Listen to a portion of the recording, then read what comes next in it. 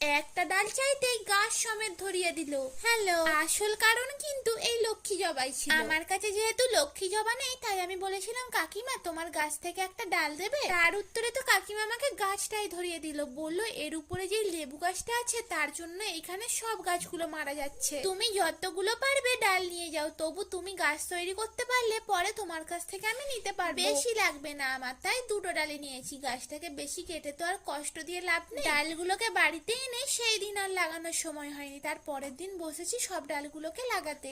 আমি যখন প্রথম প্রথম গাছ লাগানো শুরু করি, যে কোনো গাছের কাটিং থেকে চারা তৈরি করার সময় এক্সট্রা ডালপাতাগুলো না কেটে ডালটিকে মাটির মধ্যে বসিয়ে দিতাম, তাতে চারা তৈরি হতে কিন্তু অনেক দেরি হতো। কিন্তু তোমাদের মধ্যে একজন আমাকে কমেন্ট করে বলেছিলে এইভাবে না লাগিয়ে সব এক্সট্রা ডালপাতাগুলো কেটে দিলে তাড়াতাড়ি রুটস বের হবে। এইরকম অতি প্রয়োজনীয় টিপসগুলি আমাকে দেওয়ার জন্য তোমাদেরকে অসংখ্য ধন্যবাদ। আর জবা গাছের ডালটিকে জলের মধ্যে রেখেছি, এতে তাড়াতাড়ি শিকড় বের হবে।